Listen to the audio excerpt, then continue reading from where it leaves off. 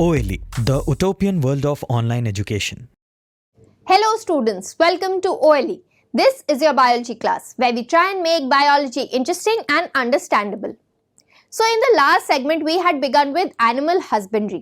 हम लोगों ने पढ़ा था कि कैसे हम लोग डिफरेंट टाइप्स ऑफ ब्रीडिंग कर सकते हैं, different types of decisive breeding, जहां पे हम लोग ट्रेट्स खुद डिसाइड करते हैं and we can lead them to produce new progenies which have hybrid vigour. आज हम लोग दो और ब्रांचेस की बात करेंगे which is included in animal husbandry and that is bee keeping and fisheries. So let us begin today's lecture. तो bee keeping होती क्या है? देखो, अभी तक हम लोगों ने जब डेयरी फार्म मैनेजमेंट की बात की तो हम लोगों ने बात करी कि कैसे हम लोगों को कैटल का मैनेजमेंट करना है. हम लोगों ने पोल्ट्री फार्म मैनेजमेंट की करी तो हम लोगों ने बात करी कि कैसे हमें पोल्ट्री का मैनेजमेंट करना है. अब बी कीपिंग में क्या है? We actually maintain the bee hives. जो हनी बीज अपना हाइव बनाती हैं, उसमें नेक्टर कलेक्ट करती हैं, उसको ट्रांसफॉर्म करती हैं into honey, we are maintaining that. Right. अब क्यों ऐसा हम लोग करते हैं? Obviously honey is the nutritive product which we are getting, right. So that is why bee keeping और apiculture is also a very famous branch of animal husbandry. अब why it has become so famous? देखो, initially ना ये एक cottage industry थी, बहुत small scale industry थी, लेकिन जैसे जैसे हनी की डिमांड बढ़ने लगी ना, it has led to large scale bee keeping. ठीक है ना, और इनकम भी काफी जनरेट होती है इससे. However, it is not very labor intensive. बहुत ज्यादा लोग नहीं रिक्वायर्ड होते हैं फॉर एपीकल्चर, राइट. तो अब हम लोग देखते हैं what is beekeeping, how we can maintain the beehives, what are the processes which are involved in maintenance. तो अब देखो, सबसे पहले तो इस पे आ जाता है कि हम लोग एपीकल्चर करें क्यों, हमें क्या मिलेगा. तो देखो, हमें क्या मिल रहा है? हमें हनी मिल रहा है. हनी का तो तुम्हें पता ही है, एक तो न्यूट्रिटिव वैल्यू काफी होती है, ठीक है ना. उसके बाद it is also used as a constituent in various medicine. काफी सारे मेडिसिन को भी हनी के मदद से बनाया जाता है, ठीक है. उसके अलावा देखो, हमें बीज वैक्स मिलता है, a very important product Indeed. इसमें क्या होता है? इससे हम लोग फर्नीचर की पॉलिशिंग वगैरह करते हैं, ठीक है, तो ये भी इंपॉर्टेंट है. कॉस्मेटिक्स भी बहुत सारे बी वैक्स से बनाए जाते हैं, ठीक है. So these are the two products. उसके अलावा क्या है? देखो, हनी बीज, अगर हम लोग बात करें पॉलिनेशन की, तो डोमिनेंटली एनिमल पॉलिनेटेड फ्लावर्स जो होते हैं ना, वो पॉलिनेशन करवाता है हनी बी, राइट. तो बहुत सारे ऐसे फ्लावर्स होंगे जिनके पॉलिनेशन में भी ये हनी बीज हेल्प करेंगे, जिनको हम लोग मेंटेन कर रहे हैं, ठीक है. जैसे कि सनफ्लावर हो गया, ब्रासिका हो गया, इन सब के पॉलिनेशन में हनी बीज हेल्प करते हैं. तो तुम लोग देख सकते हो कि कितनी सारी चीजें, कितने सारे एडवांटेजेस हम लोगों को मिल रहे हैं इस छोटे से ऑर्गेनिज्म से, इस छोटे से इंसेक्ट से, ठीक है ना. उसके बाद देखो, अब हम लोग बी कीपिंग में क्या क्या चीजों का ध्यान रखें. एक तो सबसे पहले, it can be practised in any area where there are sufficient bees, ठीक है. जहां पे बी पैस्चर्स काफी सारे हों, जहां पे छत्ते हों, राइट, हम लोग वहां पे बी कीपिंग या एपी कल्चर कर सकते हैं, ठीक है. जैसे कि वाइल्ड श्रब्स हो गए, फ्रूट ऑर्चर्ड्स हो गए, कल्टिवेटेड क्रॉप्स हो गए. असल में होता क्या है, बी का यही तो खाना है, ठीक है ना. ऑर्चर्ड्स हो गए या गार्डन्स हो गए, यहाँ पे ये सबसे ज्यादा दिखेंगी, ठीक है. तो हम लोग ऐसा रीजन चूज कर सकते हैं जिनके आसपास या तो ग्रोइंग क्रॉप फील्ड्स हैं, या फिर ऑर्चर्ड्स हैं, या फिर बहुत सारे गार्डन्स हैं, सो दैट बी को भी सफिशिएंट फूड मिले, ठीक है ना. उसके बाद there are several species of honey bees, ठीक है, जिनको हम लोग कल्चर कर सकते हैं, रेयर कर सकते हैं. जैसे कि एपिस इंडिका. इंडिका नाम याद रखना, ठीक है. इंडिका जहां पे भी आएगा वो इंडिया से रिलेटेड है. The most common honey bee of India is Apis indica. और बाकी एक और स्पीशीज तुम लोग देख सकते हो, एपिस डॉर्साटा, जिसको हम लोग रॉक बी भी बोलते हैं, ठीक है. So there are many species of bees which can be reared. अब की पॉइंट्स क्या हैं फॉर सक्सेसफुल बी कीपिंग, जो तुम्हें याद होने चाहिए. सबसे पहले तो knowledge of nature and habit of बीज. देखो, ये बोला जाता है ना, बीज को जब तक छेड़ो नहीं तब तक वो तुम्हें नहीं काटते हैं. दैट इज एक्चुअली ट्रू, ठीक है.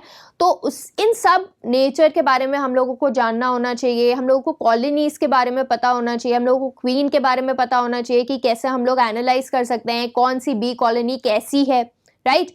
ये सब की जानकारी होनी चाहिए. Then selection of suitable location for keeping the bee hives. देखो, अभी मैंने तुमसे बोला ना, बी को खाना जो चाहिए वो इन्हीं फ्लावर्स वगैरह से मिलेगा, ठीक है, तो हम ऐसी लोकेशन चूज करें जहाँ पे आसपास एग्रीकल्चरल फील्ड हो, गार्डन्स हो, ऑर्चर्ड्स हो, ताकि बीज के पास there is adequate amount of food also, ठीक है ना, क्योंकि एक्चुअली उसी से तो हम लोगों का प्रोडक्ट बनेगा, बीज वैक्स बनेगा, हनी मिलेगा, ठीक है ना, तो ये भी बहुत इंपॉर्टेंट है। Then catching and hiving of swarms और ग्रुप्स ऑफ बीज, ठीक है, स्वॉर्म्स जो होते हैं ग्रुप्स ऑफ बीज, उनको कैच करना, फिर उनको रिलोकेट करना in a colony, in the bee boxes, ठीक है, ये सब बहुत इंपॉर्टेंट होता है। ठीक, उसके बाद management of bee hives during different season, अब ये सबसे इंपॉर्टेंट चीज है।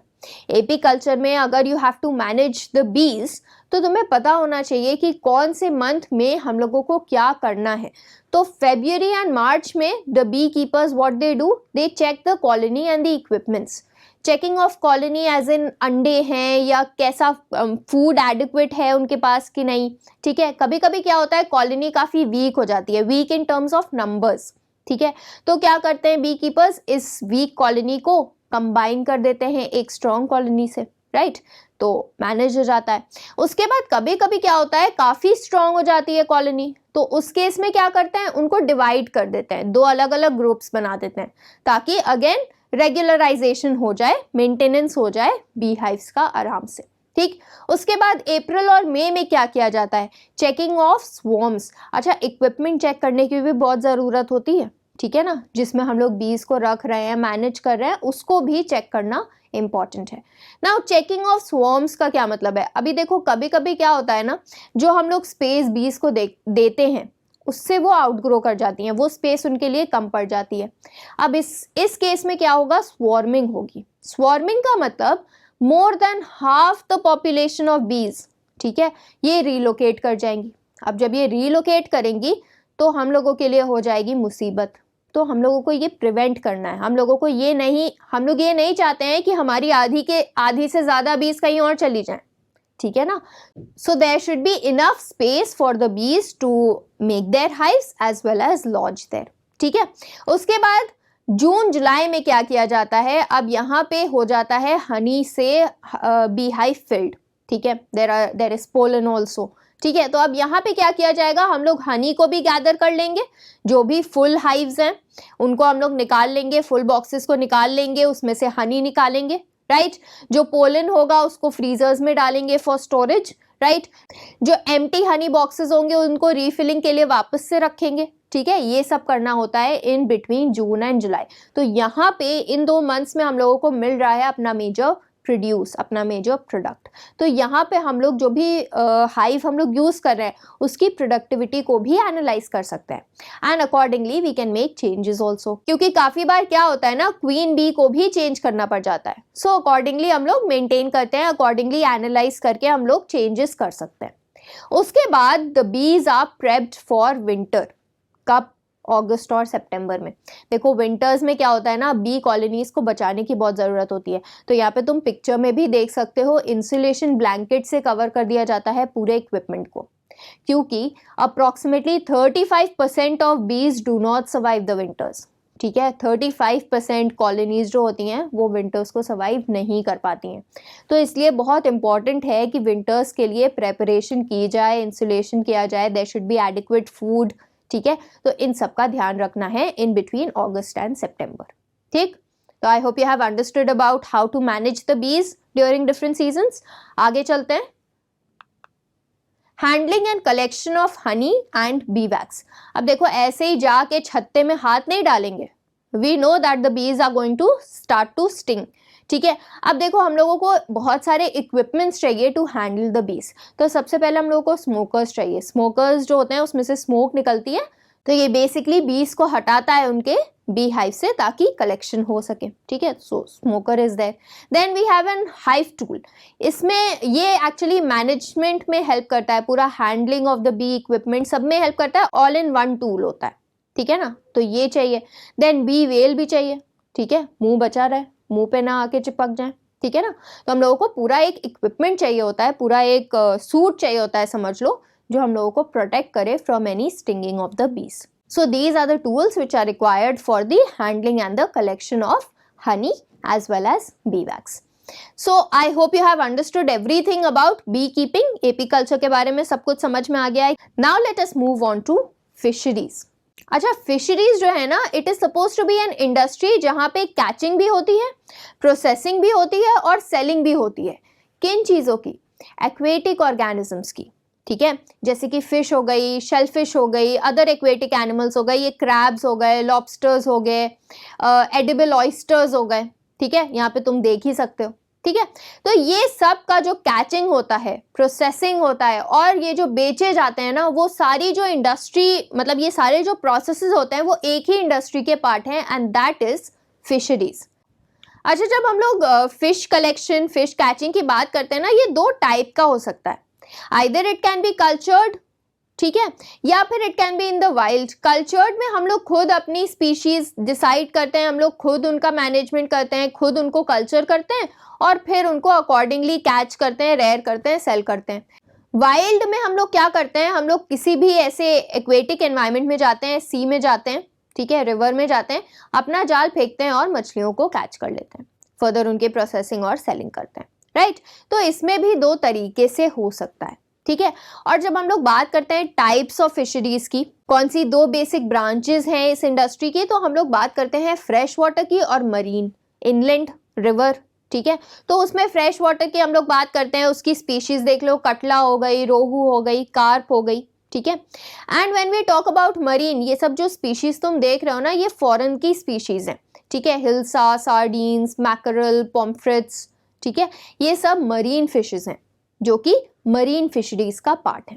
ठीक है, तो I hope you are understanding कि हम लोग जब फिश का कल्चर करते हैं, फिश की सेलिंग करते हैं, तो वो सब इंक्लूडेड होता है इस पर्टिकुलर इंडस्ट्री में, which is known as fisheries. अब देखो, फिशेज आर ऑल्सो, या फिर aquatic organisms are also a great part of our meal. ठीक है, जैसे तुम्हें पता ही होगा, बंगाल में the sea food is very famous. Right, तो ये भी हमारी मील का काफ़ी बड़ा हिस्सा होता है. तो इसके भी इन्हांसमेंट के थ्रू हम लोग एज सच पूरे एनिमल सोर्स से जो फूड मिल रहा है उसका इन्हांसमेंट कर सकते हैं. ठीक है, अब देखो, ये तो बात हो गई about fisheries as an industry, जिसमें कल्चर भी इंक्लूडेड है और नॉन कल्चर्ड, वाइल्ड भी इंक्लूडेड है. जब हम लोग ब्लू रेवोल्यूशन की बात करते हैं, देखो, ग्रीन रेवोल्यूशन के बारे में तुम लोग ऑलरेडी सुन चुके हो. There are 3 types of revolution which have taken place. There is green revolution जो एक्चुअली क्रॉप से रिलेटेड है, उनकी प्रोडक्टिविटी इनहांस करने से रिलेटेड है. Right, there is white revolution जो मिल्क प्रोडक्ट से रिलेटेड है, उनकी प्रोडक्टिविटी इनहांस करने से रिलेटेड है. And then there is blue revolution. Blue revolution it includes the increase in aquatic products. ठीक है ना, तो इन तीनों चीज़ों का ध्यान रखना ज़रूरी है. यही तीनों चीज़ें हैं जो एक्चुअली इन्हांसमेंट करवा रही हैं हमारे फूड का. ठीक है, so it is extremely important to refer to all these 3 when we are talking about enhancement in food production. तो ब्लू रेवोल्यूशन की जहां हम लोग बात करते हैं, इसके अंडर स्टार्ट हुआ एक्वाकल्चर. एक्वाकल्चर में ब्रीडिंग होती है, रेयरिंग होती है, हार्वेस्टिंग होती है, not only of the animals but also the plants.